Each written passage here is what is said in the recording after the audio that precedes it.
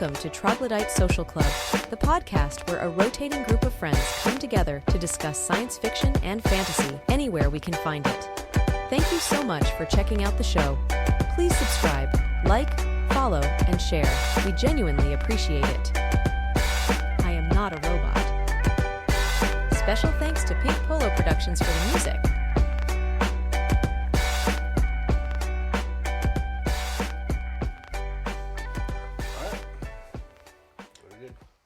We're going? We're going. All right. Welcome back to the Troglodyte Social Club. This week we have read some comics. Batman's War of Jokes and Riddles. How dare he? That's true. It is true. Do you mind if I give a little backstory just to get to this point? I would love that, actually, because this is, although it's a self-contained story, it's a part of a larger run. Is that right? If anybody noticed, it started out at issue 25. Didn't notice.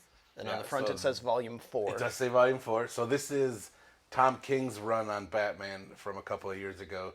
Tom King signed on to DC to do a 100-issue run of Batman. He had mapped out stories for up of 100 issues. And this particular story is, in issue 24 of that run, Batman proposes to Catwoman. Like, they've had an off and on relationship since their inception, right? Mm-hmm. And it's, they became really close, and it's written really well in modern times to where he finally proposes to Selina Kyle. And before he'll accept her answer, he's like, I just have to tell you about basically his greatest shame. And that's the lead to the War of Jokes and Riddles. He's like, I can't accept your answer because I feel like you don't actually know me until you know this story. And it's a story he's never told, which is interesting because if you, as you're reading, you'll see as he's narrating, this story takes place right after his first year as Batman.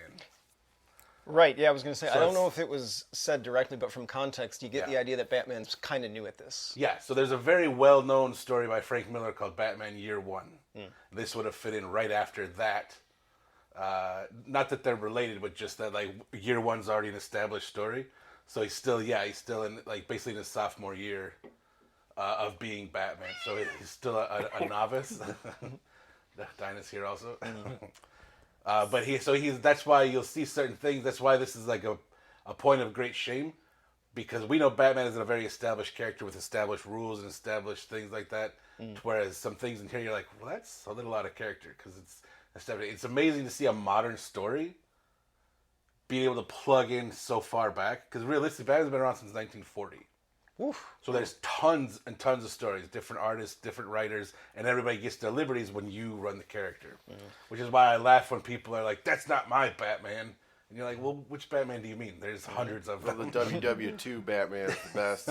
So these little parts with him and Catwoman, those like intimate moments, is that taking place during the issue that you're talking about? Because he proposes to her at the end of this one. Right. That's what. So is that going kind of flashback or what? No, at the end, what you're alluding to is she's basically like, ask me again. Okay, got it. And he's like, yeah, now that you know the story and everything. So that's just kind of what builds up behind this is Tom King's got this long run. His contract, actually, they canceled his contract around 85.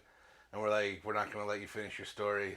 So instead, after the 85th issue, he got a 12-issue miniseries of just Batman and Catwoman, where he got to finish their story, and it was awesome. But that's at least the background of what led to the War of Jokes and Riddles. It's a story he's telling about his earlier days and his greatest shame, if you will. Mm-hmm. So now, right on. So then most of the story here is flashback. Then, like we said, back to when Batman was somewhat new at this. And the story focuses on the Joker and the Riddler. Curious, just for context, Joker's been around forever, like you said. I have to assume. In the first issue of Batman. Okay, yeah. What about the Riddler? How new or old is he? I don't have that. The Riddler is also really, really old. Of course, like, he's gone through, just like every character, even Batman himself, has gone through so many different, like, variations where, like, okay, what do you want to, like, what do you consider actually real? Yeah, do you want the Adam West version of Batman's Riddler, or Jim Carrey? Jim Carrey. Yeah, exactly. Because that Jim Carrey was the only one I was actually familiar with. Really? Yeah.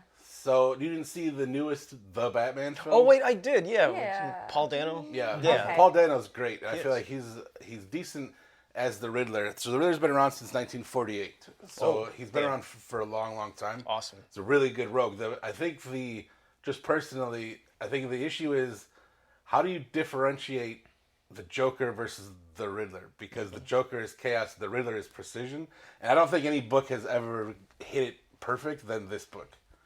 Where it's like, okay, they're not just throwaway characters. They're not even similar characters, even though they're in the realm of like a riddle and a joke. What's really the difference? Right. But you're like, okay, this is a wildly different people, wildly different approach, Right. like wildly different like outlook. Yeah, they're almost like a little bit like funhouse mirrors of each other, like Yeah. foils to each other. Exactly, A little bit, yeah. yeah. Is Pretty Joker like in the Batman world? Is he like the top villain? Like, is there a top villain? It always just because I've seen of Batman over the years. It's like it seems like Joker seems to be like the His counterpart. right. always. Yeah. It's Yeah. his counterpart, sure, but I think a lot of it has to do with like society's fascination with the Joker, which can be dangerous because it's a misrepresentation. Like I'm always annoyed when people are like, "Well, we're like Joker and Harley," and it's like, okay, but he shoots her all the time and beats her up all the time. Yeah, like you realize why that's bad, right? right? Like, Yeah. You get that they're mentally not stable, right? Well, and the Chris Nolan Batman or Joker with Heath Ledger was like that.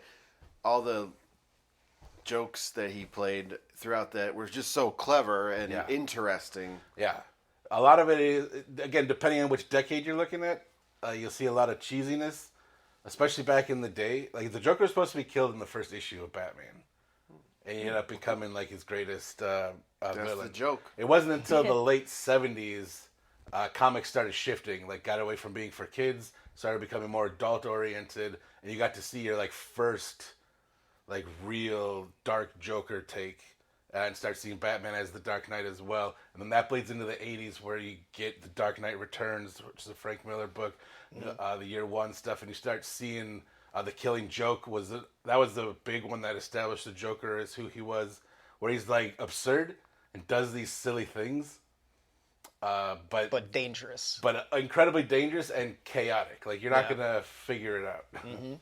All right, I'm probably a stupid question, but you're saying Joker was in issue 1 of Batman, or the first issue of Batman? Was that like the first Batman, or because Batman started in it was like Detective Comics, right? Yeah, Detective Comics #1. That's true. Was Joker in that one, or when they made it into Batman? Let's. Is he like a gumshoe? That's an interesting question. Let's double check just for grins, because I'm not 100% sure, but I want to know. I would like to see a Batman that takes place in the 1920s. It is And you talk It like is that. Batman number Yeah, 1, which it's is what I thought. Okay. So that would have been April 25th, 1940. Nice. Yeah. Cool. All right, last question for context, and then we can dive into the plot of the story here. Do you think that if the Batmobile hadn't lost its wheel, would Joker have still gotten away? I'm not dignified. Dude, I was thinking about that. Has there been a comic that's addressed that very question? They're 100%. Okay, Absolutely. good. I'm glad. to There's hear a that. Christmas special No way. oh yeah, absolutely. That's fantastic. I'm Yeah. glad In fact, they, I believe took there was advantage one of a that. few years ago where Harley Quinn was singing that, Yeah. and Batman's like, "It's not even a real story." Oh, is that in the Harley Quinn show? No, it was in an annual Okay. for Batman where he was taking Harley Quinn in. Annual. On you. Annual. On you. It's a fancy way to say it. Yep. Cool. All right, so let's get into the story. So, yeah, feel free to jump in, like, if you want to stop or dive deeper into a little bit of this, but I'm just going to kind of go chronologically through it and All right. see what our thoughts are. Where it opens, the first thing we see is Joker being a maniac, but the big thing there is that Joker in this is, for whatever reason, is unable to laugh, unable to find anything funny, which Right. affects him. He is not happy about not being able to laugh. Well, and again, this presumes that you know anything before it, where he laughs at the stupidest stuff. Yeah. Even the jokes he makes now used to make him piss himself. Yeah. And they're the dumbest jokes. And So that's he why lost they're my his favorite. light. Yeah, basically. Something's wrong. Yeah. Okay. Yeah. Poor Joker. But I mean, like he's saying, it literally opens up to a comedy club where he's holding people at gunpoint, making them try to make him laugh, and every time he doesn't, he shoots them. And there's Are just these people Pile of bodies. volunteering And that to no, audition? he's holding them all hostage. Oh, okay. So, but there's piles of bodies. Got this. The next guy is like, "Hey, don't forget Stakes to clear are the high stage." here. right, and then wouldn't it make him laugh? He's probably more mad because he's killing them, which he thinks is funny sometimes, but it's not making him laugh either. Yeah, he's Yep. like, I can't even kill anyone. Yeah. Yeah. It's not fun. It's also the whole time being narrated by Batman. Even though it's still a story from the past, he's telling us the perspective of having lived through it, talking to the Joker, getting statements from the Riddler, so he knows all of the little pieces. That's why he's able to narrate throughout the story. Gotcha. Yep. Cool. Speaking of the Riddler at the beginning of this is in custody. Yes. It's not Arkham, is it? I think he's just is he in regular jail? He's being interrogated at just Gotham PD. Yeah. Yeah. And always being one step ahead, he kills this cop who's interrogating him pretty brutally. Actually the first couple of pages. You get Joker executing a pile of comedians, and then Riddler slashing a cop to Where death do you in get the brutal slashing fashion. device from? Just a little shiv Yeah. Yeah. that you would make. Prison shank? That you would quote unquote make in a jail. Do they stereotypically. I can't remember if they specify him like getting it, Nope. how, or he just had it. He just had it. Yeah, but what we do learn is that he probably wouldn't have had much trouble doing that because he's been manipulating people while in jail like the whole time. This whole sequence is actually pretty incredible. Like he even says, because the cop's like, "I got 14 dead," and he's like, "So excuse me if I'm not seeing the joke," because it opens with the Riddler laughing in his face, and he's like, "Yeah, that's the joke, is that you don't get it."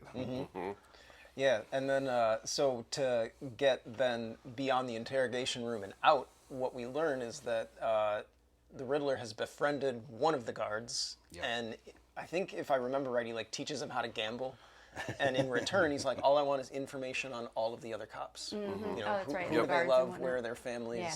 shit like that. Presumably it wasn't like a transaction. It was like, yeah, I'll teach you to gamble. So what's that guard Carl up to these days? Yeah. And just meticulously getting every guard's information. He taught him how to bet on football games. Okay, yeah. Yeah. But so there's literally like 8 guards in the hall blocking him from getting out after he murders the interrogative cop. Yep, and to get out, all he has to do is Drop some kids' Say the names. kid's Drop the name. He kid's said, names. every Totally. single one of their kids or wives' names, and they all back down and let him walk right out of. And that's what I mean by like establishing the Riddler versus the Joker immediately. You see in the first page chaos that makes no sense in his. But it's a Joker, so it does make sense because Well, it's yeah, expected. but like a normal person would be like, there's no rhyme or reason to this. Usually with a cop, it's like you're looking for a pattern, you're looking for a motive, and you don't have that. As opposed to the Riddler, who's like precision, well thought out, and just a whole different ballgame. Meticulously he laid out sees plans. all. He says something like at one point, like I see all the moves. That's what I Yeah. do. And Joker, even if he could see the moves, wouldn't care to Right. Yeah. act upon them. Right? He's Yeah, just because right after the Riddler leaves, also every time you see the Riddler, he's always quipping some stupid riddle. So he's constantly doing that. He also reminds me of Clockwork Orange, because he's wearing like a bowler hat. And Oh, yeah, a little bit. Grape. He reminds me of the dudes in Clockwork Orange. Yeah. yeah, no doubt. So while he's escaping from prison, it looks like I was struggled to make the connection. The Jim Gordon, Commissioner Gordon, and the cops surround the joke factory. Yeah. Is that where he's doing these like Where he's doing the stand-ups and the shooting them stand-ups all. and stuff? Okay, cool, Yeah. cool. So this is like a known Joker hideout. I think he probably. You saw the slew of bodies. Yeah. At this point, like the police have been notified. Yeah. Gunshots were heard, and they're like, "We got to do something." Sure. Yep. And you can see that Jim even like says, "No, go in now," and then the building blows up. Yep. Kaboom. And so Joker's there, obviously, not in the Yeah. building. He survives. And just straight up cold blood with a gun executes 2 people, cracking jokes Yeah. at it. Something like a cop walks into a bullet. He's Ow. literally like a man walks into Yeah. a bullet, Yeah. and then he's like, "No, It's like that should be funny, Yeah, but it's not. And then there's a lady screaming, and he's like, "A woman walks into a bullet." Yeah. So back to Not back enough. to Batman. Still not enough.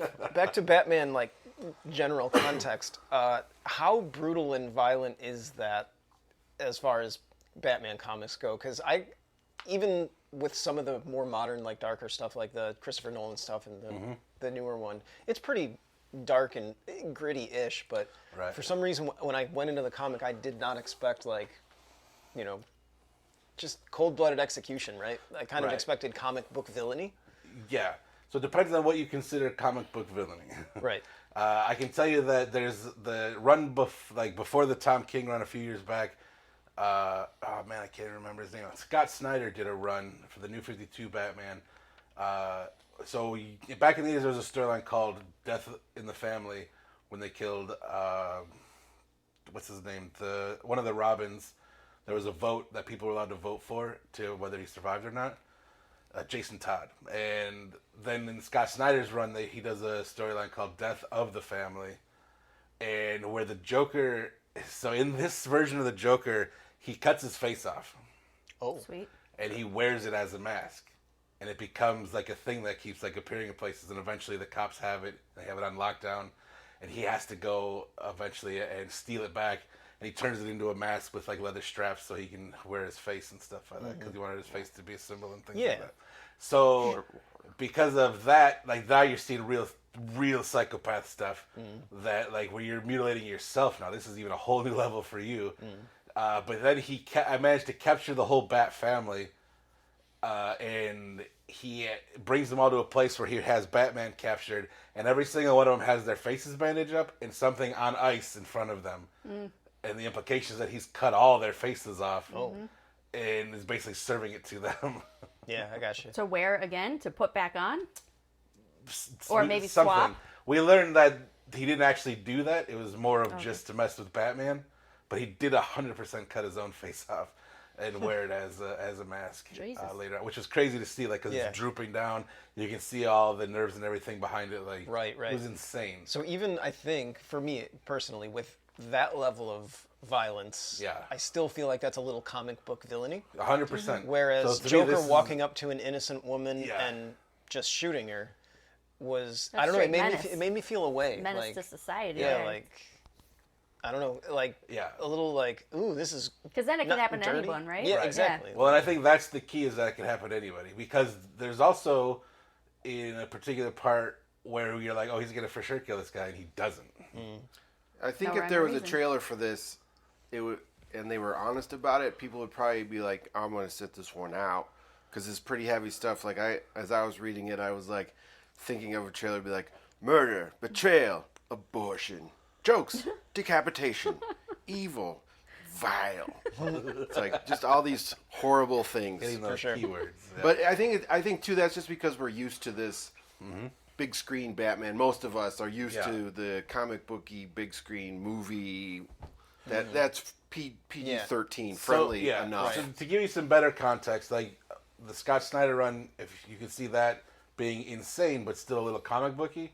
If you go back to the what did I was just saying, the Alan Moore book about The Killing Joke. Yeah. In that one, he it's the comic booky part is that he buys an old abandoned theme park. But then he goes and shows up to, he's going to capture Commissioner Gordon. He doesn't know who Commissioner Gordon's daughter is, just that it's Barbara Gordon, who is Batgirl. So when she answers the door, he shoots her right in the stomach, and it severs her spine. And she never walks again. Well, eventually she does, but like for 20 years, she's in a wheelchair and becomes a whole different character, and it's awesome. But so he did no rhyme or reason, but he's wearing this ridiculous Hawaiian shirt. He's got a cam. He looks like a tourist. It's a stereotypical tourist, and he just shoots her, and she smashes through the coffee table. He takes Commissioner Jordan, and then he takes pictures of Barbara bleeding out in all kinds of ridiculous positions. And then when he captures Gordon, he strips Gordon down naked and makes him go through a roller coaster type thing with all the pictures of Barbara and her bullet wounds and being in all these precarious positions and everything. And so it's still comic booky, but I feel like the violence and the ridiculousness is on such a high level I got you. that this feels like the next logical step. Yeah, and the fact that, like you said, he's lost his light. He is in a kind of a way. He's almost not the desperate. Joker at this moment. Right, yeah. And so trying to get it back and doing these more mundane, like not super villain, but almost like petty Right. murder type things. That feels like it fits. Yeah. Yeah. But yeah, it was a little shocking. Yeah, and that's like you're talking first like 3 or 4 pages, and you're Yeah, like, oh, yeah, this exactly. is messed up. Yep, It's kind of like just back enough to setup. like the movie Joker, how throughout he was just in pain and sadness until he found the jokes. It's almost like he's going back to before he found what was funny to him and made him who he is. Yeah. Nice. Cool. So Riddler's free. Joker's heading back to his hideout, and Riddler, always being one step ahead, knows exactly where to go. Yeah. And not for nothing too. There's the just that one little piece too before Joker gets to his place. When he is in this car, he basically calls for a ride, basically like an Uber, and he's telling this ridiculous joke, but the guy laughs. He's like, "That's pretty funny," and the Joker shoots him right in the head, which shatters the windshield and bloodies up the windshield of the guy who's driving him. Because then he's like, "No, it's not," and then that car crashes violently. That's right. Which is the further proof of like where the Joker's at. Yeah, like he's Right? ready to die himself. He could care less. Like that would be the ultimate joke. Yeah, like who's this Joker guy? Okay, so he tells jokes, but you don't want to laugh at him, or you do. We don't know. He's probably gonna kill you either way. Yeah. Try to laugh Flipping while a coin, not that's where laughing. Two-Face Right. comes You in. might be okay. Right. Make sure you read his mind to know whether you should or should not laugh. And, But then even after he crawls out of that smashed car, there's a guy there asking for help, and he doesn't kill that guy. Yeah. So again, like no rhyme or reason to anything. And then the Riddler's right behind him, about going up there. Yeah, Is he- totally. Wait, is the Riddler gunning for the Joker right away? Does he know what he's coming out to do? Or No, so the first thing that the Riddler's got on his mind is that he is someone who thinks he's got everything figured out, right? He knows that the Joker has this trouble laughing somehow, because he's a genius, I guess. And he knows that Batman is both of their problems. He actually explains to the Joker how he figured out he couldn't laugh. Oh, what was it? So right here where we're at in the story is him showing up to the Joker's hideout. He walks in and he's like, knock, knock. The Joker's like, who's there? And then they have this long conversation where he's like, I could tell by like the places you were hitting and where you were, because he was hitting places like the Joke Factory and like the zany contraptions and all these Comedy stupid sellers. comic-y things. Where he's like, I know you can't laugh. Got it. So he explains this all to him, and then that's when he's like, what we need to do, like if you could kill Batman, you could laugh again. Yep. And I'll have the answer to the greatest riddle of all time. We should have an alliance. Right. Yep, exactly. And the Joker's like, that's a good idea. Or, counterpoint, bang. And Shoots him right in the stomach. Yeah. And walks away. Yeah. And I get the impression, like we were talking about, that the Joker did not think that through or plan it out. There's no big scheme there. He's just, try it. Come on, let's try it. totally. Well, and that's because they just spent 2 pages of Riddler explaining in great detail the plan, why it'll work, why it's brilliant, and the Joker's like, that'll probably work. Or, bang! Well, yeah, he just got done telling him we can either work together or we have to kill each other, and I think Joker was fine with killing him. Yeah. yeah, he gave him the idea, and Right. he's like, Yeah, I'll work run with with you. it. Tomato, He gave potato. me a away. plan B. Yeah, I don't care what you Plan B think. it is. Yep. And then so enter Batman at this point. Yeah. Yeah, so maybe our first clue that Batman's new at this is he didn't make it in time. Yeah. Right. Well, and also actually, so even there, as he's crashing in, he's like 45 caliber from that distance, that much blood loss, no one survives that. So that's why he doesn't bother with the Riddler. He's like, the Joker's at least potentially getting away. I should go after him. Yep. And that's a decision that a veteran Batman might not have made. Yeah, fair. Yep. So, what do we get? The Batman leaves him, goes after the Joker, and the Riddler gets up and walks away. And I think that's the end of like the first issue, right? Yeah. Batman basically major pains him in the story when he's like, unless you can flip up your little nubs and run up out of here, you're going to die. For sure. So, start of issue 2, Joker takes a cab, murders a family. Oh, he goes Seemingly- into that a house. whole Right. family. This is one of my favorite, obviously it's insane and ridiculous and horrifying, but of the medium of comic books, because the Batman's narrating it, and again, this taxi driver is laughing at the guy's name whose house they're at, Dick Spring. Yeah. And the address is 69. And he's like, hey, it's kind of funny, right? Batman Joker doesn't react or shoot him. So, but then Batman's like, the house belonged to Kim and Tony Templeton. They moved in a year ago. And then in the panel you see bang, bang. And then the next panel is like, with their 3 children, bang, bang, bang. So just murdered a whole family. Right. But I just like the way that's the art and the way it's written in there, and like how it all is kind of married together. It lets the picture help tell the story. Yeah. Yep, and then Riddler's getting patched up by a disgraced doctor. Did any of you guys pop at See this? what I have to work with Right, here. when It's you're that like guy. 100% homage to 1989 Batman Yeah. movie with the Joker, except the It's Riddler's verbatim. the It's Riddler's verbatim. got his stomach Oh, that's sewed awesome. up. Yep.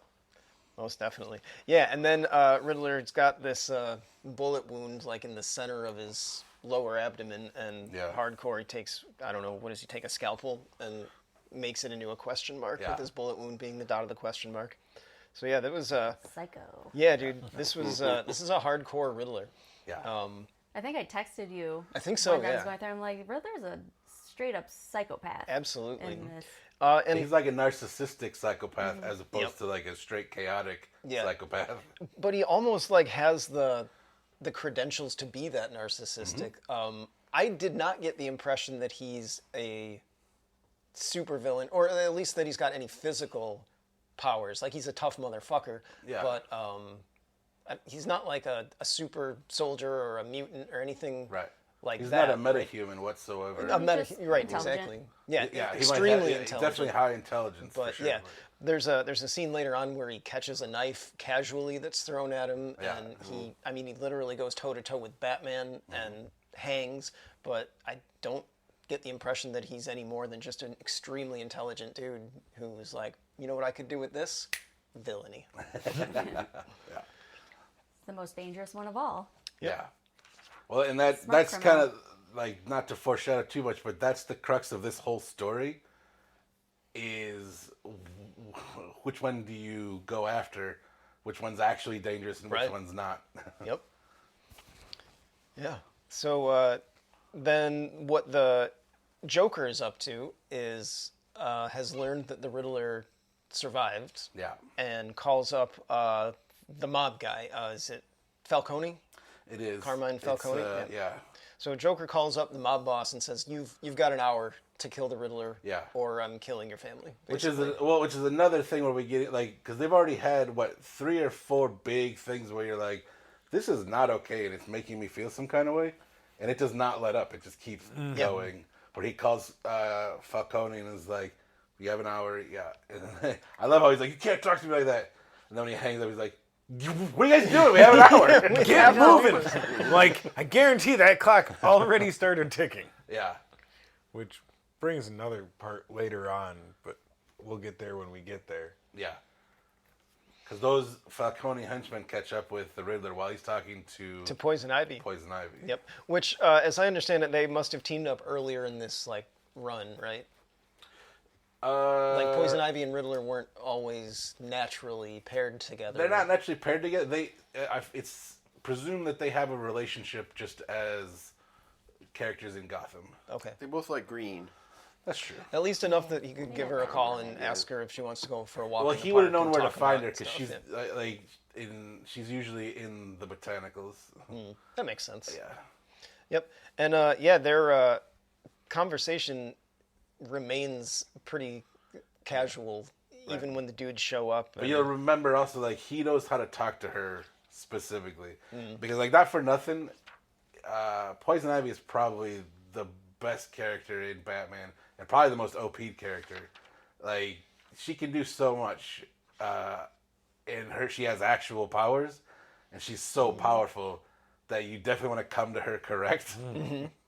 Because she has no qualms about murdering you. Yeah, you don't want to walk up and be Yeah, like, see "Hey, that. plant bitch, you want to be on my team?" She's not necessarily a villain either, as like time has gone on. Yeah. She's definitely like an eco-terrorist. Okay. Is more of what she's classified as, but she doesn't necessarily care about anything other than like protecting plant life and Right. protecting She's not out the to earth. benefit herself. Exactly. Yeah. Yeah, gotcha. Yeah, but speaking to how powerful she is, I'm looking at this 2-page spread, which is awesome, where they're in the botanicals, the mob guys show up to kill him, and Poison Ivy uses the vines and the plants to kill all these dudes. Through that whole thing, Riddler keeps his hands in his pockets the entire time, Yeah. which is just a little detail, but about like how in control of the situation he knows that they are. Right. And also, not for nothing, not to make any quick moves around her. Yeah. Yeah, good point. Yeah, play with fire and all that. And again, Batman shows up a little late. Tries to do a little gardening. Right, he's got his Spoiled axe. man. Yep. It's pretty badass. He comes flying in on his motorcycle with an axe. With an axe. Yeah. He's gonna chop some vines up, or Yeah, Yeah. totally. He does. well, at least he's somewhat prepared. He's just not punctual. That's what he learns as he gets After the older. fact. The preparedness was his years of Boy Scouts. Now he's got to get punctual. Yeah. Yep. I need to So, find a way to get this suit on quicker. Yep. So Joker then is back at the mansion. The Falcone man. The He's Falcone literally mansion. sitting in Carmine's chair. Yep, with Carmine's mother's teeth. Yeah, he's spread literally. out before him. So they're like, "How the hell did you get in here?" Yeah. And he's like, "It's been an hour. He's not dead. Here's your mother's teeth." And he made us a smile. Yeah, on the desk. But then they're like, wait, his mother was 3 hours away. Yeah, he leaves the penguin alive. He shoots everybody. Leaves Oh, the yeah, penguin that's right. alive. And it's like, you run the family now. Through everything's gonna come through you to me. Then the penguin's like, she's in Metropolis. That's 3 hours away. How? Of course, he doesn't answer. He just leaves. Yeah. Now, do you suppose that's intended to be mysterious, or do you think that maybe Joker had already done this murder? Joker had done it 2 hours ago when he made the call. I think that's the beauty of the character right there. Is these could be anybody's teeth for starters.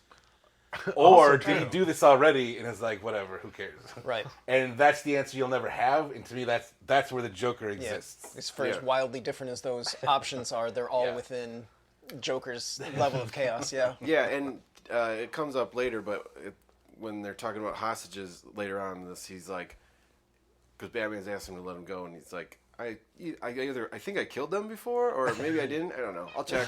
Yeah. It could be either way. Yeah, we don't know. Right on. Tim, what happens next? Here. After that, the Batman again shows up late, but then it kind of gets into the actual war proper, where it's like it took a few more weeks before the city saw what it was. Basically, all of the villains have now picked sides. They're either with the Riddler or they're with the Joker. Yep. And they're just warring through the streets of Gotham. And it's just, I mean, it's ugly. It's getting ugly. Also, not for nothing too, the artwork I really like the artwork in this book. The Joker has a very distinct look in this I was just book thinking versus that. a lot of the ways he's portrayed. Yeah. It's very different. It's more so like the Jared Leto version for people that aren't looking. I would expect like Visually, long face. yeah. Yeah. Sure. Without the tattoos, of course, but yeah, Right. visually And the I teeth. agree. Yeah. Yeah. I get the vibes from the Harley Quinn show Joker to the point where my entire read through this, I was telling Tim, the voice of the Joker was Alan Tudyk in my head. Yeah. And I'm just giggling Can't to get it out, myself, yeah. just every line he has, just silly Alan. What a great voice actor. Yeah. I still read Batman's voice in Kevin Conroy just because the animated series was so good. Yep. So I don't know all of these villains necessarily, but just to give you a couple of the heavy hitters on the side of the Riddler, is it Killer Croc? Is it? Yeah, That's Killer his name, Croc. Killer Croc. The Scarecrow and Two-Face are on the side of the Riddler. Yeah, well, so Tim can probably name all Clayface, these. Victor Zsasz, a Deathstroke would be probably the biggest Okay. assassin-wise. Yep. And then lining up behind the Joker, you've got Solomon Grundy and Mr. Freeze and Man-Bat. This is my first introduction to Man-Bat. I love that. Yeah, Deadshot, and then you've also got the Mad Hatter. I think that's the Doll Maker. Just a couple pages back when he killed Falcone and his goons. Is that Penguin? That's the Penguin. The Yeah. the little butler man. Yep. I want to know where the origin of the Mad Hatter comes, because isn't a hatter somebody who makes hats? Mm-hmm. Okay. Oh, do you not know? No, I don't know. In real life, it's Yeah. because Sidebar. they used mercury in hat making, and it made you go. It like ate at your brain and gave you like degenerative brain disease, and so hatters I did would go not mad know from that. mercury I didn't know that. poisoning. Awesome. Hat Okay. makers Absorbing would through the literally skin, go yeah. insane. Yeah. Yeah. So it's mad as a hatter. I was wondering why you see this name and character used in different Yeah. stories. Okay, cool. Nice. Yeah. So you established that the I was going to say villains. Is it rogues? Is that the word Yeah, you used? Rogues, Nice. the Rogues Gallery. The rogues gallery, splits behind the Joker and the I would also villain. point out the final page of that particular issue.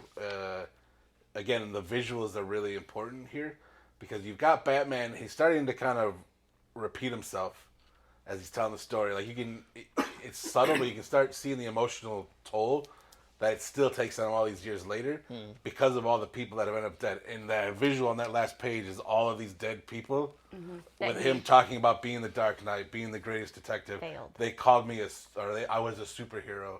And this is, like I said, his greatest failure and shame. And then we go to the next one. Now, this next issue is an interlude. The first of two. And it's a Kite Man interlude. Hell yeah. This one? Hell yeah. Yeah. So Kite Man. Yeah, so we get introduced to the alter ego first, Yes. of course, which because it's an origin story, and his name is Charles Brown. Yep. Yep. Chuck. Charlie Brown. Chuck. Yeah. And he's got a kid who he also named Charlie Brown, because if he had to live with it, why not your kid too? For sure. But basically, the context that I got from this was that Chuck Brown had worked with the Joker in the past. Yeah. He's not like an active part of his gang or anything, but Right. he'd done some kind of contract work or something. Yeah. And so Batman, knowing this, shows up and asks Chuck, "Hey, how do we get in touch with the Joker? Yeah. Set a meeting or whatever." And help me out. Is this That's Deadshot? Yeah. Yeah. So he meets up with Deadshot and gets an idea of how to get a hold of the Joker. And then everybody pretty much knows this. I get the impression that this is kind of like a double agent, triple agent, quadruple agent. Everybody Yeah. knows what's going on, and this poor guy is caught right in the middle. So Right? the whole point of the interludes are basically to take the piss because you're taking by far a D-list character. Like nobody takes Kite Man seriously. Nobody ever has. Like there's tons of random comic book characters like that Sure. in comics. But as a writer, you're like, all right, I'm gonna make Kite Man actually important, and people are gonna care about him. Right. And that was the goal, and he accomplished that goal, at least to some extent. I know, Katie, you said you couldn't stand the Kite Man stuff.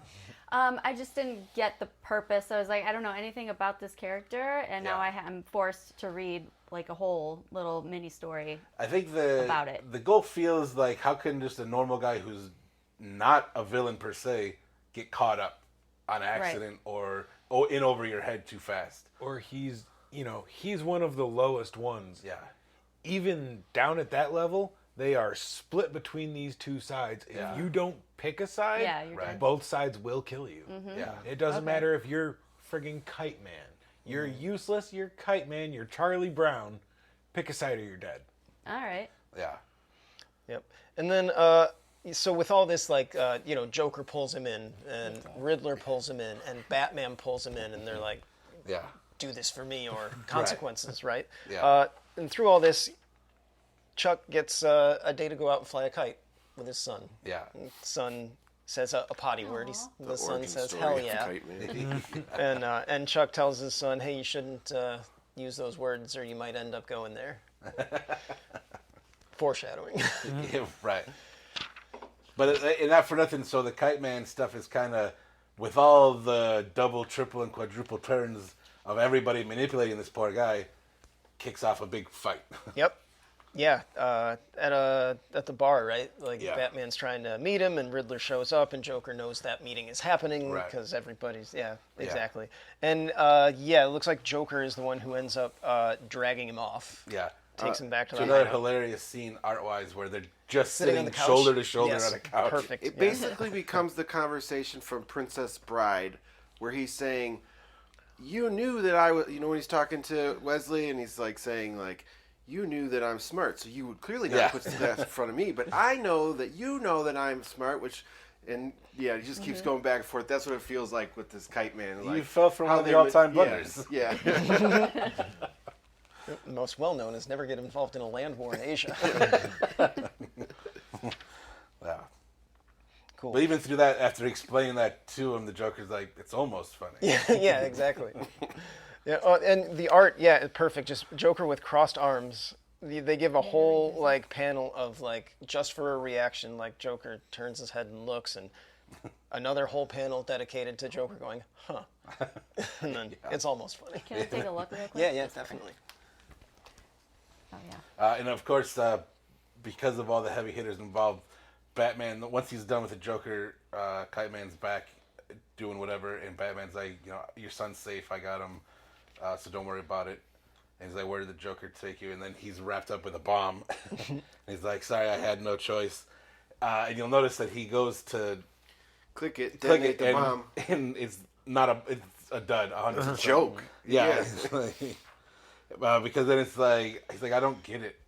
Mm-hmm. But the joke is what goes ha ha thump. It's like a man laughing his head off. Yep. Which you can just see, like it's not on the page, but I'm sure Joker making that recording and strapping the bomb to Kite Man is sitting there like, this should be funny. Right? Yeah. It's still funny. But also then now we know that basically Kite Man, even though it was out of his control, really, as we saw, ended up working with the Joker. Right. So now we go back and we see that the Riddler calls him, and the Riddler had already poisoned his son. Mm-hmm. Like, way before. When they were flying the kite the first time. Yeah, when they were flying the kite. The string was poisoned. Mm-hmm. Oh. So his son is now, obviously, this is where any kind of emotional attachment comes with Kite Man, who's just wanting to take care of his kid in the first place. Now his son's dying in the hospital. And his son's like, am I going to the bad place? Heartbreaking. Yep, that's the kind of thing that'll push a man over the edge. Yeah, and that's what it does. Even Batman's talking to him, and he's like, I'll catch them. We'll get. There will be vengeance. And Kite Man's like this way, that way. Like it just gets worse. Like who cares? And that's when he makes his Kite Man suit. Yep. Oh, he didn't already have that. Right. This is basically the interlude is a quick, almost like he was just a low-level thug, basically. Mm-hmm, okay. And then that's at the end he shows up to the Joker's house. Yeah, this is great. And the Joker answers the door in an apron, which is great. Well, he's also got two knives, so God only knows, or knives. Yeah. God only knows what he's doing in there. But Kite Man's all dressed up, and he's like, Kite Man? He's like, hell yeah. Oh yeah, real creepy. Right? Even villains think Kite Man's stupid. That's stupid. All right. Katie, tell us what happens next. Oh God, here we go. Okay, so Joker answers the door. Moving on. That's the end of that issue. Yeah. The next one. All right, nice. So we got Joker and Riddler. Looks like they're gonna have some sort of showdown. Is this Gordon? That is Gordon. So he's getting in an orange jumpsuit here. Actually, he's getting out of. Okay. He's supposed to be. So he's putting his this pants might back be on. hard to decipher from the art. Yeah, Yes. I noticed a few of those points actually throughout. But what's happening is these are two different things happening. Okay. One that he's stripping down to his underpants, and one that he's not. He's getting into an orange jumpsuit. Yeah. That's to basically, and you can see each one differently. That's one meeting with the Riddler, one meeting with the Joker. Yeah. The Joker was like, when he comes, make sure he's in his underwear. Yeah. Okay. Which should have been funny. Yeah. Humiliating. It's like Walter White. Yeah. Oh, yeah. It does. It's whitey tighties. Yeah, and then you can see both of those meetings portrayed in the artwork, which is really cool. They're approaching a Ferris wheel, carnival-looking situation. Okay, so they got him in we got Riddler on one side, Joker on another. Is this in the same place?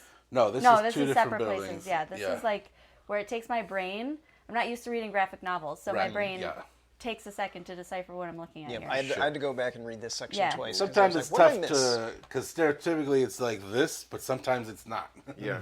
So sometimes you have to see the words to know what order to go in. Also, And they Right. do a great job of using the visual space and layout to help tell the story and to get you to realize what's happening instead of it just being spelled out for you. Yeah, there's some really cool books with some amazing paneling. I would love to peruse also, but then it cuts from there. That's basically like Gordon showing me like, we gotta stop. Like, what can we do? Like, is there any demands? Like, how can we stop destroying the city? Because even as a villain, like, okay, if you destroy the city, what's the point? Like, what are you villaining Then over? what? Great, you can be on Can top you? of the pile of rubble. Yeah. Congratulations. Yeah, but then they both basically want Batman as he's talking to Batman next, and he's like, "Bring me the Batman and the war ends." So who's the guy in the hood in the jumpsuit? That's So- Commissioner Gordon.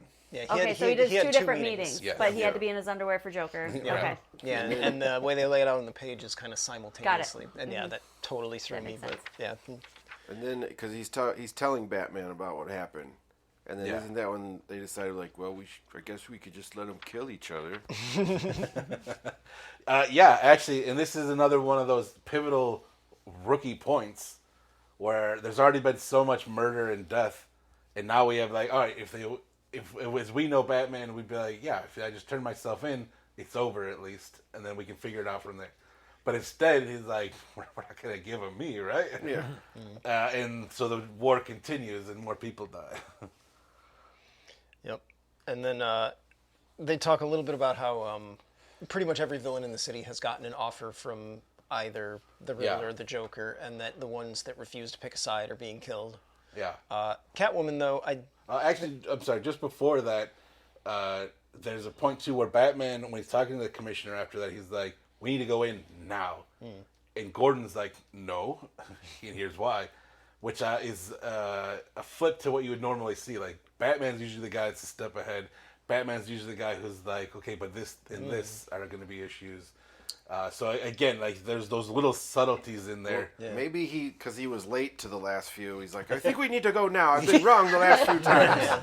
Yeah. I'm like 5 Against minutes late. everything he's been Past doing. time. Yeah. I do kind of love the notion that Batman as a character picked up some of his like planning and detectiving skills from Gordon. Yeah. That's pretty cool. Yeah, and I think that's really important to their relationship. Even. Yeah, totally. Yeah. Cool. So, and Batman has a little run-in with Catwoman, who, if I remember right, does not pick a side and is capable enough on her own to not be caught up in it, right? To 100%, stay out yeah. of... It's funny too because like it's not like she's known as an amazing villain or anything, but they won't mess with her. Nobody will go after Catwoman. That's awesome.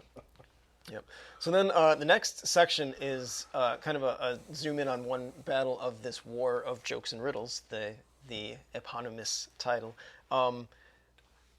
Deadshot and what's the other guy? Deathstroke. Deathstroke and Deadshot. Yeah. The two best super soldiers in probably the world, right? So these Are are on opposite sides This is of the this battle war. of the snipers. Yep. within And they book. fight throughout the city for days. Like and 5 days. Yeah.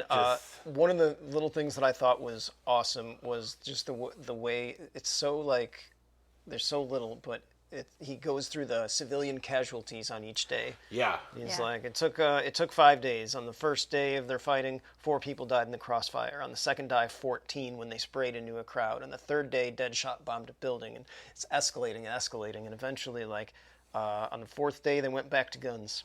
62 in a day. Yeah. Civilians, On and the they fifth day of managed to do that murder. without killing each other. Yeah. 5 days of death. But this is also, as you're reading the narration, where you can start seeing the cracks in Batman or Bruce Wayne trying to tell his story, where it's like on the 5th day, it took 5 days.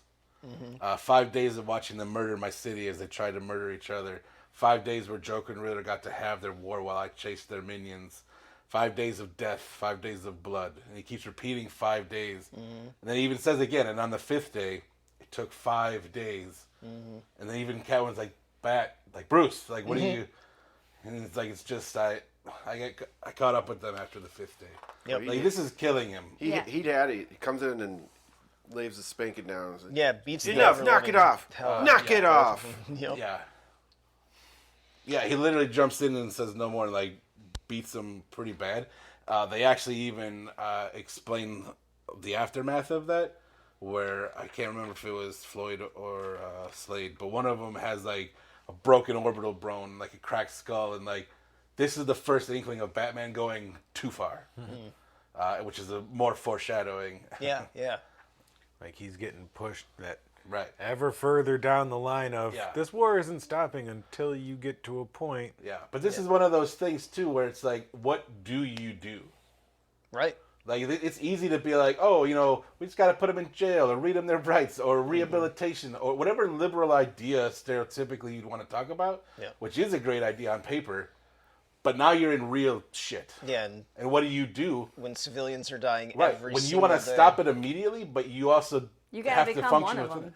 it. Right, and that's the You whole gotta point stoop of the down story. to their level. Yeah, and that's like Yeah, and interesting that Batman, in this case, kind of does that, but it's still like he carries it with him, right? It affects him. Like Yeah. it's Right. like You yes, can't just maybe move on. that was what he, and that's debatable. Maybe that was what he had to do in that situation. But you're not even if you convince yourself of that, you're not going to come away from it unscarred, unscathed. You know. which kind of lends to the few after this story throughout the years when he has a no murder rule, and he's like, I can't let myself go to that place because then there's no differential between them and me. Yeah. And you can kind of see where that's birthed that idea from this story. Yep. Totally. Yeah, he doesn't want to go to that place that he's been at before, and he knows it's not good. Yep. Cool. So following that, And also the 5 days was significant because when they asked for Batman, they waited 5 days, and that's what happened over those 5 days. That's why he was like so stuck. I could have turned myself in and avoided all this. gotcha. That's a good detail. I didn't pick that up. Yeah. Oh, and it was Deadshot. Upper jaw, his orbital socket, his right cheekbone, all shattered. Blood clot ruptured between his skull and his brain. Had to go into immediate surgery for 8 hours. Who cares? Yeah, all right, this guy. Fuck that guy. Yep. All right. So at this point, Bruce Wayne has had enough of this. Yeah. I've had enough. Bruce. And so I did think it was interesting because as soon as I saw that, oh my gosh, Bruce Wayne has called a peace meeting, right, between Joker dinner, and yeah. Riddler, and gives him a dinner party with like 9 courses. God, I would love to have dinner with Bruce Wayne. Right? He doesn't have I to be know. there, but like Alfred, I need. Dinner parties will fix. Alfred will kindly let you know what course is coming up and which silverware to use. Right, Well, right. he's got great But- stories of being in the MI also. I did think it was strange because as soon as I saw them on the page together, my first thought was, doesn't or wouldn't the Riddler have figured this mystery out already? Like, and I realize it's a conceit of the comic itself, right? Sure. Of the Batman mythos is that secret identity and nobody knows. And if somebody does figure it out, that's a plot line, right? But for just a second, I was like, man, Riddler sees every move in the game except this one? Yeah, it depends like what you want to look at as far as there's been times where other people have donned the bat suit, so you could see Batman and Bruce Wayne in the same areas quite often. Interesting. Like, even Alfred has donned the. He hates doing it. He's done it. But like, or Dick Grayson, Nightwing He would do just it. stands on the street. I want to read that issue of Cab. Alfred, do this.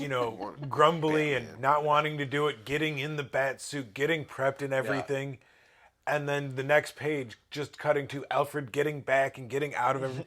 Don't care what he went and did as Batman, just I don't get want to a do this, 2-liter grumble, of In, grumble. Pepsi in Cola. this Tom King run, he 100% dons the bat suit, basically just to be seen and to run. Nice.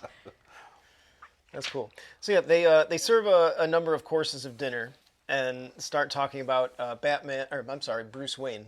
Almost gave it away there. Don't you think he'd be dead already by now if they knew it was Bruce yeah. Wayne? Oh yeah, for sure. Yeah. Although, I don't know. Do you think at that moment they would have? Or is it more fun to kill him Quote as un- Batman? Well, I think the one of them would have wanted the kill for themselves, and they would still have to get through the other before they would feel good about doing it. I actually think that both of them would have a crisis of character if they knew who Batman was. Especially the Joker, because the Joker is like, he's so symbiotic with Batman. The second he becomes just a man, because it happened in the Harley Quinn cartoon.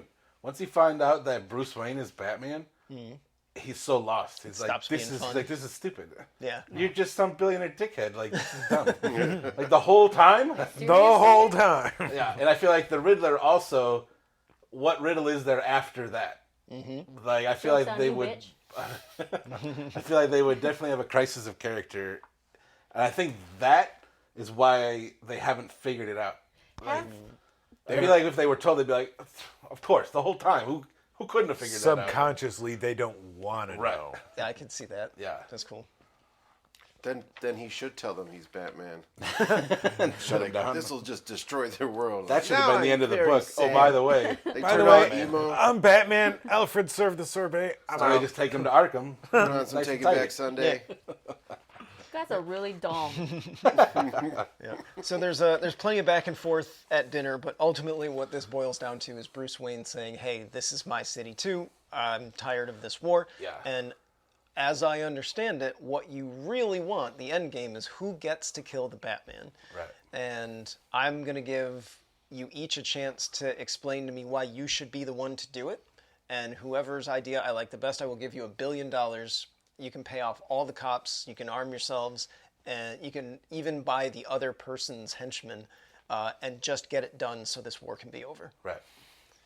And Pretty sweet deal. yeah, and I think, Yeah. How reckless, though, right? yeah, super reckless. But again, like, we're grasping at straws. We need this to end, and we don't know what to do. Well, and it does, it a little bit goes back to, what is this character, Batman and Bruce Wayne, willing to do? What burdens is he willing to bear to get Right. the job done? Yeah. And, he's already done the ultra violence, and presumably there's going to be additional destruction and civilian casualties. Yeah.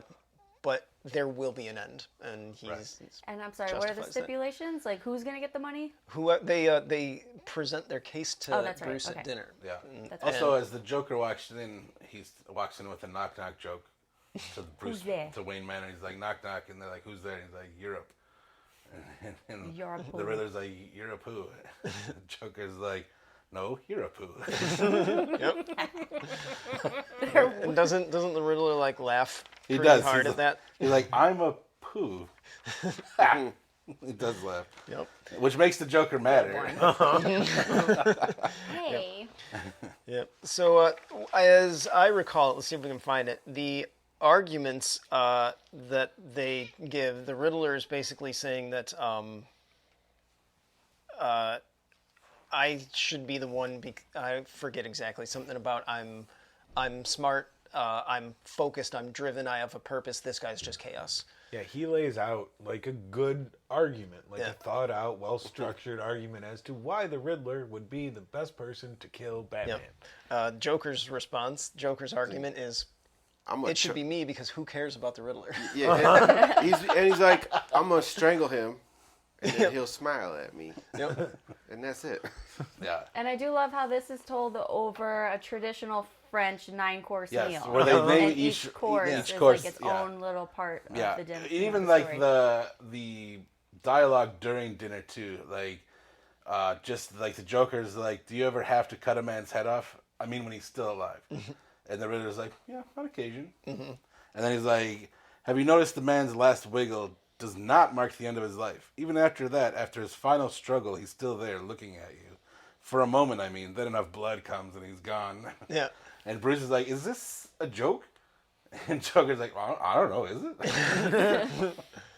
Yeah, yeah, and then I also love the I think it's the bit where Joker throws a knife at. That happens right after. But just before that, after Joker talks about cutting the guy's head off, and is it a joke? The Riddler, and this is, I think, an important, it's a very small panel, but I think this is critical, that the Riddler thinks he understands the Joker. Because he says, he's trying to explain in his way the absurdity of your approach, Mr. Wayne. It seems profound to him that his word wiggle stops before the mind stops.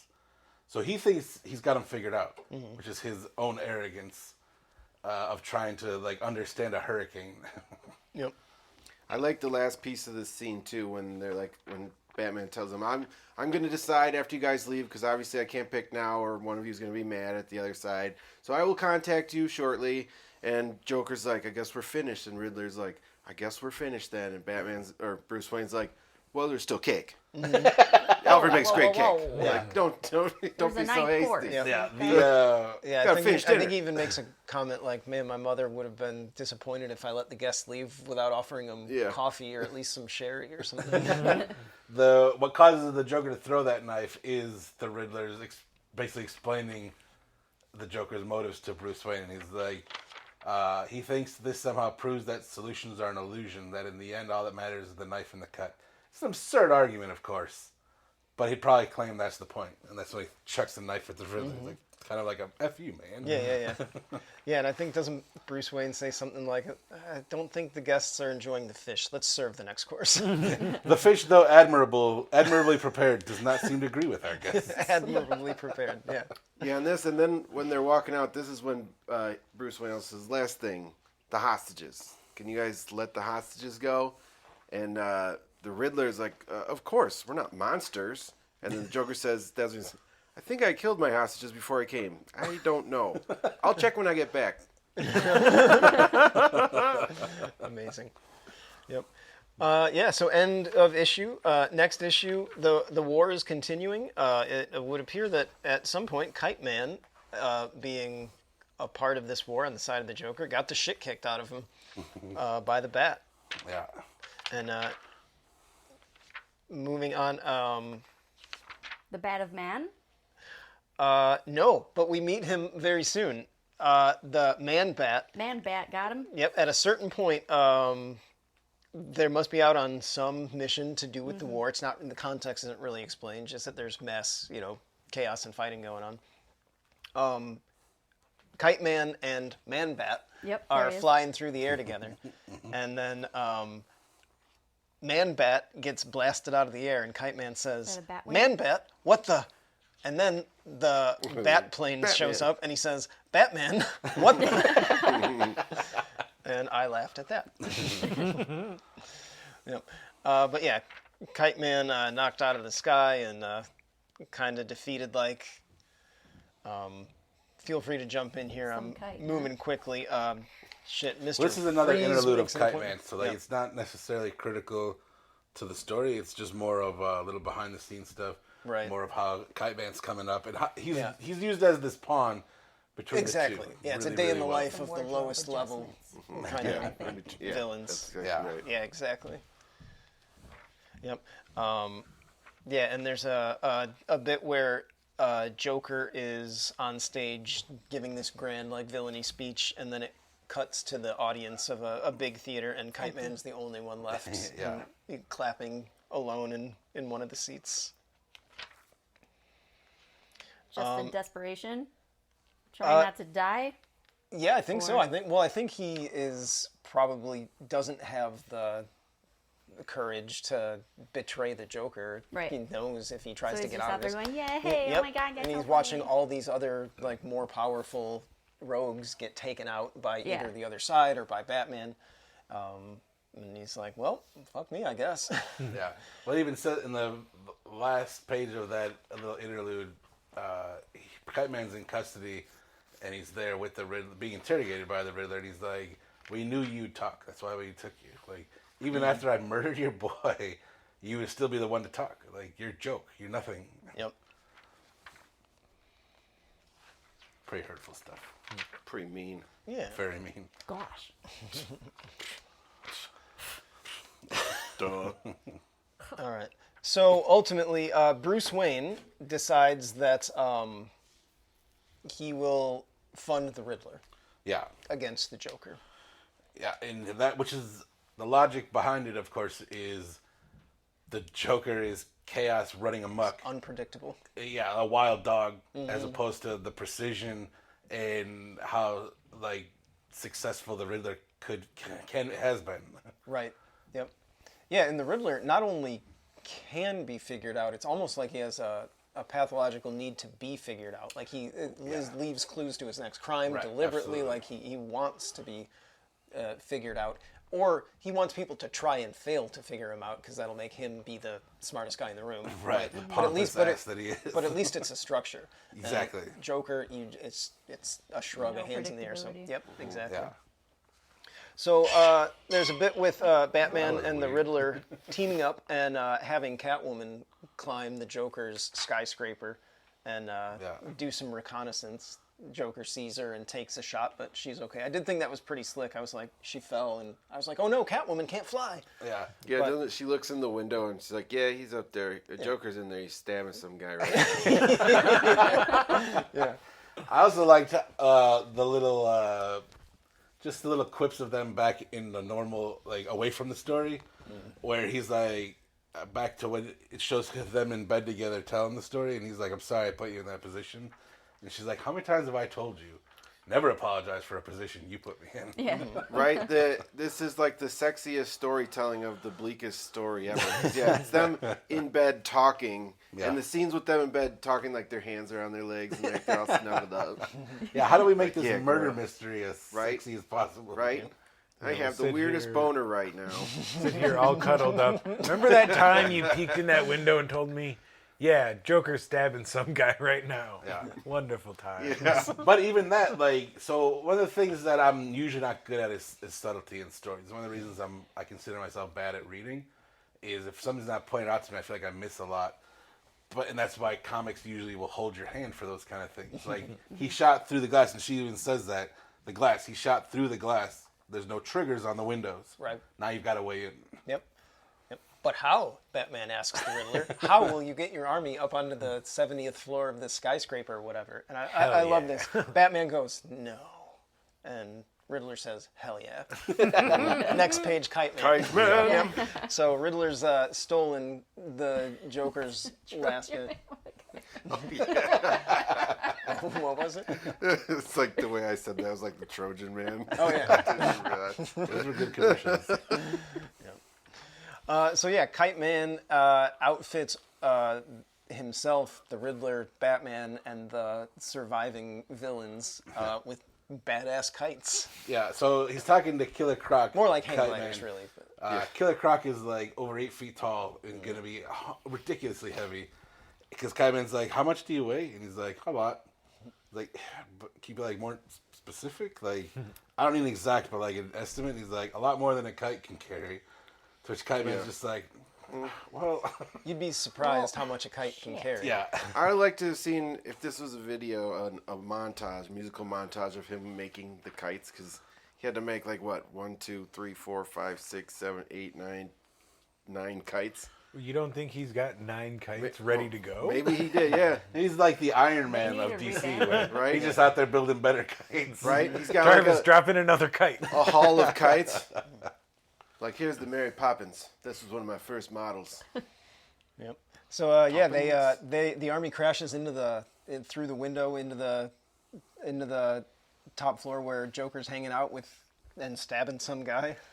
And as always, parkouring. yep, Riddler enters with a knock knock joke as always. Yep. Which is great. Yeah. Also, that knock knock joke is cows go. And he's like, Cows go who?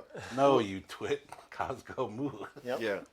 And before they come crashing in, Joker cuts off the dude's arm that has his watch on it, and he says, why did the man throw his watch out the window? And he throws the dude's arm out the window. He says he wanted to see time fly. There's no one in the room. No. He's just telling this joke to himself. Yep. He's trying to make himself laugh. Also, he struggles telling the joke. He keeps missing. Like, you can see the what's the degradation Oh yeah. when he's like, it's not structured correctly. He's missing the wrong words. Yep. Missing the mark. Yes. It's just not landing. Timing's off. Yeah, so they come in, and the Joker, with no one left on his side, really, at this point, is easily subdued by the Riddler. Yeah, another thing I was talking about earlier about, like, the Riddler's not necessarily a meta-human, but is able to fist fight the Joker. I think he kicks him in the face. He does. He was ripped in this also. He's ripped, yeah, exactly. Survives a 45 to the gut, and this is Sure, a dangerous dude. And I really enjoyed.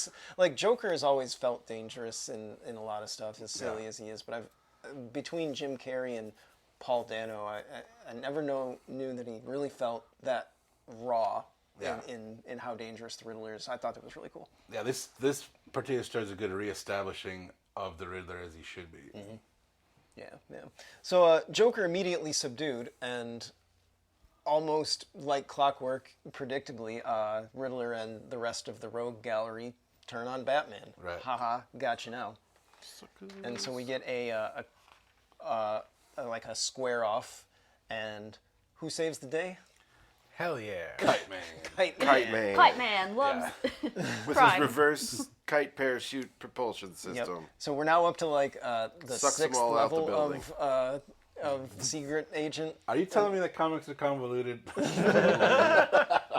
But it makes sense because every other panel is, I was a step ahead of you. Yeah. And the 2 panels are like, but I was a step ahead of you. I knew you'd be ahead of me, so I preemptively took 3 steps the other direction. Yeah. But at least in this one, you can see that the Riddler clearly has everybody outmatched. Yeah. And you watch Batman at least make mistakes. Yeah. And get there too late. And now he's like, all right, I have to think to the next step. Yep. What's logically probably going to happen. Yep. And so Kite Man has secretly created a trap in the kites that the Rogue Gallery was using, and I think he calls them a reverse parachute. Yeah. And so the kites fly off the Rogue Gallery's backs and pull them back out the window and into the sky. Presumably, I guess, to be scooped up later. Pretty much. Yeah, it said like Alfred was gonna pick them up once they were kind of passed out from the lack of oxygen. Oh, or perfect, something. yeah. Yeah. And then Batman even quotes Batman. Riddler back to Riddler because Riddler had been talking about plans within plans and like, that's why I'm better at this.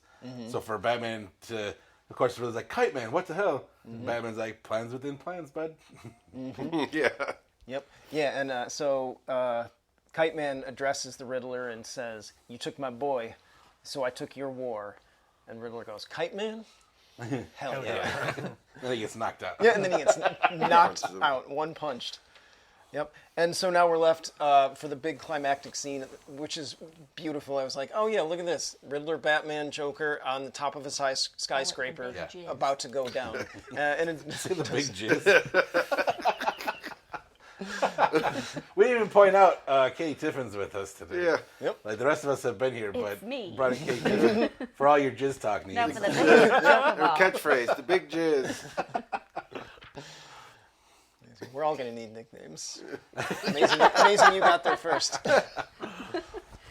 Ba-dum-tsh. Did you get there prematurely? Or a little late to the party. Yep. I think the Joker would have liked that joke right there. It would have ended the war right then. Yeah. He probably would have shot me and said, that should be funny. So that last panel is where Batman's like, this is the whole point of the story, right? Right. This, Yep. and This the is what we've climax. He's like, if you can forgive me, if I'm worth your love, if you can forgive me, then you can marry me. Yeah. Yeah, totally. So, yeah. And then he's he don't distraught. The first page of this last issue is them in bed still, his hands in his head in his hands. You know, there's not even words on Yeah. the. It's like what, 6 panels, it's 5 hot. panels, and there's no words. It's Yeah. just an emotional panel. Like he's messed up. So- And then they show all the victims. Yeah. Yep. And yeah. It's like an homage. there are a lot of them, but all of the victims and how they died. So we get a lot of like, Monty Paul shot by the Joker, Yeah. Patrick Connor shot by Deadshot, but slipped in here little things like frozen by Mr. Freeze or Yeah, the things we didn't get. Gas by kinds of- Scarecrow. Yep, Eaten by Gasp and Man-Bat, Scarecrow. yeah. Yep. Eaten by Man-Bat. Yeah. Perfect. Yep. So then we get the classic Batman combat scene with pows and thuds and thumps. and You all could that good hear stuff. could hear the Batman, the Adam West Batman music playing in the background. Pew! Dun, dun, dun, dun, dun, dun, dun, dun, dun, dun, dun. Zap. Wow. But it's amazing how even like the first 4 or 5 pages, there's no words. Yeah. It's all like this is emotional storytelling just through art, and it's amazing. It's Yeah. cool. Yep. Yeah, the art and the dialogue do a really good. There's a good balance between. I mean, the dialogue helped me understand what the hell was going on. Right. Yeah. Obviously, but yeah, this is Nah, I'm done. Move on. Right you are, Katie. I read through the story twice, and the first time I read through it, and the second time I really stopped to look at the pictures. Which I feel like adds a whole new dimension. It's imperative. It is imperative. Yep. All right. So in the end, Batman does come out on top, and is beating the pulp out of the Riddler, who begs asks for mercy. Right. And as he basically gives up, he's like, "Okay, you win, I lose. That's all good and fine." Is he laughing? Yeah, I can't see through your thighs. You're beating me mercilessly. Which are beefy. Yeah. Is he laughing? We've seen him in his underwear several times at this point. And it's, yeah, Batman's like, what? He's like, the Joker, you twit. He should be laughing. Yep. And then, as it turns out, and I think there is room to question how much of this is true, but I'm inclined to believe him. The Riddler basically says, "This was my plan all along. I could have killed the Batman at any time if I had wanted to, but what I really wanted was to create a foil named Kite Man who's so fucking stupid that for Kite Man to be the one in the end who makes the big betrayal and kind of changes the thing, and to sit here and watch me get the shit kicked out of me by Batman, he should think this is funny." And that was the whole point. It is hilarious. Yeah. It's like, do you know how hard it was to create a foil named Kite Man? Yo, that's a good friend, dude. Yeah. It is a good friend. Right? Yeah, he's the broiest rogue. Now, here it is. I'm humiliated, defeated, beaten in front of you because of Kite Man. Do you know how much work it took to create a foil named Kite Man? To set him up as an informant, to kill his kid, to convince Batman to leave him for last, knowing you'd come here, knowing Kite Man could lead everyone here. Me defeated by Kite Man, begging mercy from Batman? That's funny. I murdered an innocent child. And the Joker responds with, knock, knock. Yeah. And then Batman's like, enough. And then Riddler's finally like, this isn't even about you. Like, shut up. Yeah, stay out of this. Go sit in the corner. Yeah. Not every story is your story. Yeah. That was a good line. Yep.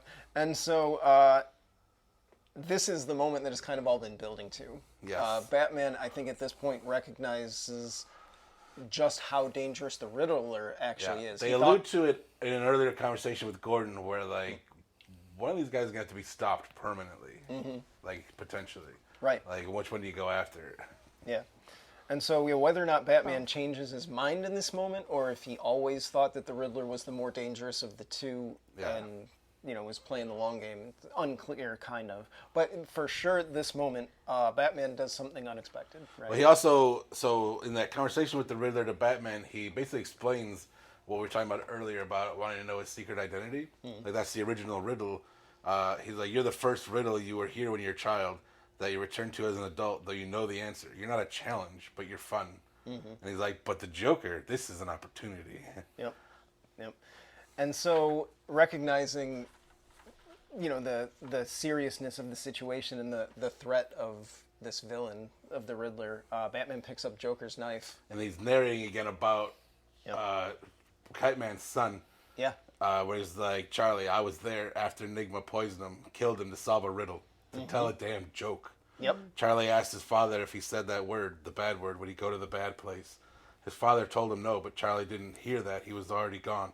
And that's when that's happening in panels as he's picking up the knife. Picking up the knife, yeah. And then Riddler's like, what do you...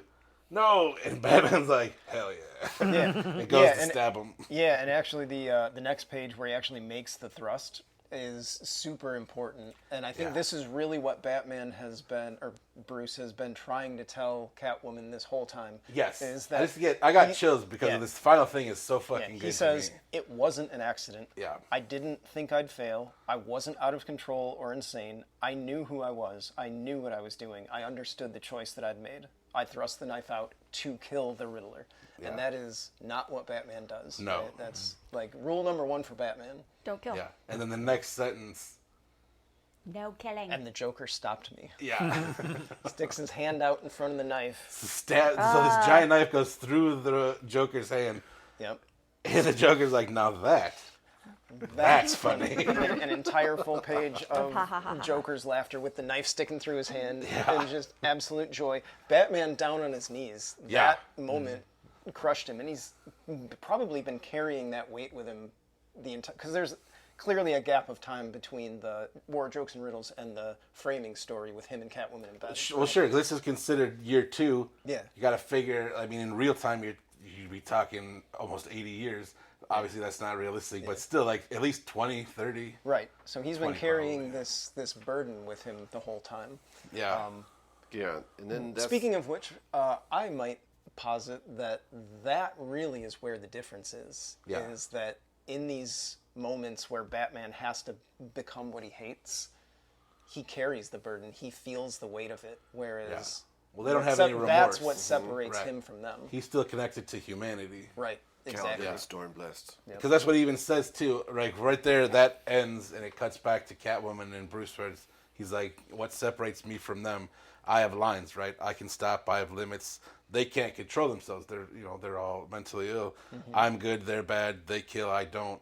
That's what everyone thinks, but it's not true. What separates me from them is a hand and a knife. His hand. Yep. Yeah, and to close it off, what we get is, again, the end of the framing story is, Catwoman, will you marry me? And her response is pretty long, but I think it basically boils down to her saying that the way she feels about what he did is exactly the same as the answer to that initial question, what's the difference between a joke and a riddle? Yeah. And the answer is, who cares? Right. She even says that. Like, she pretty much reframes the whole Yeah. story and is like, honestly, who cares? Yeah. Like, it is what it is. Yeah. And then they ask again, and she says yes, and that's where the War of Jokes and Riddles ends. Yay. Yeah. So what happens to them? They get married. Happily ever after. Not Catwoman and They get to the- married. Married. to the boys. Oh, I assume they went to Arkham, but I Okay. guess we don't know for sure, huh? They go to Arkham. Yeah. And, get out. and Until they cause get out. shenanigans. Exactly. Until next time. Shenanigans This is the one ensue. time they're used in this run. Yep. This story goes into something much more wild. Does it? It does. Bane actually takes over all of yeah. Gotham, Oh. and Batman's gone for a while, and a bunch of shenanigans ensue. It gets pretty wild and interesting. Nice. That's cool. Oh yeah. So throughout this, while reading it, I thought the jokes were like cringy, like they were really cringy jokes, and I wondered, does he know they're really bad jokes? Because when they're like, "Oh, that's funny," he's like, "No, they're not. These are terrible jokes." Yeah. Because every joke that he told had the air. I wrote a joke that sums up his jokes was, "What has 10 toes, 10 fingers, lives next door to me, and his name is Doug." My neighbor Doug. Yes. See that? Now that's funny. Yeah, it's funny. Right. It goes back to, so there's not a definitive origin for the Joker, which is one of the appeals, is that we don't really know why he's like this. And even in stories that he's told about an origin, in one book it'll be 2 different origins. Like, it even says, sometimes I remember it this way, sometimes I remember it that way. And he says, if I'm to have an origin story, I prefer it be multiple choice. Yeah, that's a good Think- one. Which is that's a quote from the Joker. That joke would be terrifying. Like if I were in a car and someone had a gun pointed at me and you told me that, Right. I would be like, "This is fucking." And I think this that's, is fucking but I think that's the part that's easy to overlook, is the context that he's Yeah. telling these jokes. yeah. It's, As you're it makes watching it him even- murder people for no reason, and he's about to kill you, and you're just like, And he says a joke like that. Right? Do I laugh or is it funny? This guy. yeah. I'd probably laugh. I'd rather die with a smile on my face anyway. Yeah. Yeah, that is a good one. Yeah. Bang. Yeah, but I don't, like I said, it's a heavy read. This is one of my favorite Batman stories. I think it's really well done. What did you guys think? Like, Kay, have you even read a comic before? Have you read Yes, some yes, I Sandman, right? have. I think Dan said that. I was into the Sandman series for a while. I have, I think, only 4, like the first 4. I've something had like that, volume but, yeah. 1. I still haven't read it like a jerk. But yeah, I don't have access to a lot of them. I don't go to the library and pick them up, Yeah. But yeah, thanks for having me do this because I love the art, obviously. Yeah. So I'm into Did you it. like the story? Yeah, I did. Very cool. Yeah, for me, comics were something I was casually into as a kid. Like, I never read an entire run. I would read one issue because I'd be at the grocery store with my mom and be like, hey, get me this, and I'd have no context. There's and too just, many to keep up with. Right. Like, there's They no all- way I'm not gonna only that, follow like, all and of not for them. nothing. Like we just this one character has over 80 years of history. Yeah. And out of 80 years, there's some that are amazing and a lot that's not, because he's had to have a monthly story for 80 years. Yeah, that's a big responsibility. Yeah, and also because DC pushes way too hard. Most companies will if it's your moneymaker. Yeah, So there's flagship. a Batman story. Then there's like 5 different Batman tales happening at the same time with the same character, but they're happening maybe at different timelines or at different points in his history, and you're like, this is ridiculous. Are those metal ones? I remember reading the. It was a crazy. He had like a metal face and teeth. It was a Batman graphic novel. So there's Metal is a story that happens in DC with Batman, and there's I hesitate to call it an alternate reality, but there's a version of Batman that does have like a metal thing with like spikes, and he's called the Batman who laughs. Yeah, he's yes. insane like the Joker, but he's a Batman from an alternate That's right. timeline. Oh, That's Batman Metal is a whole nice. story. You read that one? That seemed pretty cool to me. I did. I think I bought it for my brother, and I read it real quick, and then I mailed it to him. Nice. Smart. Yeah. But yeah, I feel like stereotypically people think of comics as kiddie, even though like they've been adult oriented for a long time, depending on what you're reading, but they still have that stigma to them where they're like for teenagers or prepubescent boys and stuff. I'm like, no, there's really good stories in there, especially to see like a superhero story that's good. Like I read a lot of indie comics like that you've seen too, and those are really really good because they're indie comics, they're not tied to other stuff. So to see be able to take a character like this with so much history and tie it in and make anybody care about it from nowhere, because like none of us have read all the other stuff, Right. and you don't need to. So it's cool to just be able to plug in and kind of do that and enjoy it. Yeah, you that don't have much. to. You can jump right in. Yeah, I think people get, especially because like like I have issue 1000 of Detective Comics, so that's 1,000 issues. Like I would, you can't imagine just plugging back in. And Batman would be at the same thing if they kept it numbering like that, but they change artists and they change writers constantly. So if you sign on for X amount of books. Well, it sounds like even in the middle of a run, like you were 100%, saying, like yeah, this one should have been 100, and they pivoted. So what had happened is Tom King has 100 story to tell, 100 issue story to tell, but common sense tells you that a story ebbs and flows, right? Yeah. So when it started declining a little bit because you just finished something so heavy, you can't just go from this right into another like killer story. Sure. There's got to be some downtime, some reestablishing, but sales dip for 2 or 3 months because people want the high level constantly. Or at least they think they do. Personally, I wouldn't. I was like, all right, let me see him go to the grocery store. Let me see him relax for a little bit. They're never satisfied. Yeah. But so that once they started dipping, they're like, DC was like, oh, we got to pull it. We got to get somebody new on it immediately. And they did that, unfortunately. But to close out his story, they gave him a 12-issue Batman and Catwoman specific miniseries. Okay. That was the And compromise. does that immediately follow this? It is immediately there follows more- issue 85. And what is this? This ends on issue, 32? Okay, gotcha. So there's plenty. There's a There's like bunch more 50. Tim King, Yeah, this is almost 50 more and then issues. following we got a 80 lot something. of Then reading. there's 85 is the Yeah. final issue. 2 issues are Catwoman planning the wedding. nice. It's pretty intense. Sounds awesome. Yeah. I mean, do you want me to ruin what Fires the happens with caterer. them? Yeah. Last Yes. Yeah. Spoilers. Do you want the Bruce, spoilers? what kind of flowers do you want? Daffodil. Should people be able to fuck take the was centerpiece that? home or no? It's actually, the whole wedding thing was pretty awesome. I Funeral have roses. an invitation to the wedding. Did you go? No, the wedding doesn't happen. She Aw. leaves them at the altar. But That's where they Runaway had a Bride bunch of comes promo from. stuff. Yeah. Julia Roberts. So I have an invitation. Issue 49 was the issue before the wedding, and it's awesome because there's a variant cover, one with him looking in the mirror, all dressed in his tuxedo, and her in her wedding dress, looking in the mirror. I used to have those hanging in my house. Nice. With the invitation in the center. I would like to see that's that cool. episode turn into a spin-off. Was like the origin story of every bride rom-com that was made, like Runaway Bride. That one with J-Lo with the wedding planner. She's helping Catwoman plan the wedding. 49 dresses. Yeah, or all 27 yeah, dresses. all those. It like melds in there, and we get to see where those because that's what I want to know. My best friend's wedding. Yeah. Classics. Yeah. So, what do you guys think then? You said you had some ideas for what's next. Yeah, we might have some of that conversation offline. But Offline, I will say this, that on the side, I actually, when I went to the library and picked up the Batman book, I also picked up volumes of Neil Gaiman's comics. Yeah, I saw what's up there. Right? Yeah, and some of them in there are quite good. So Yeah. if we come back and do another comic episode, it might go that direction.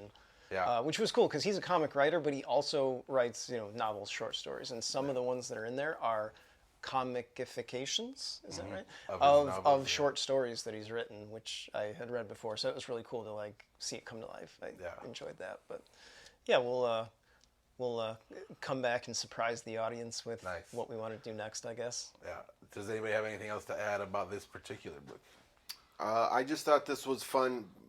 Even though I read through the comic twice, I learned a lot more from this conversation here.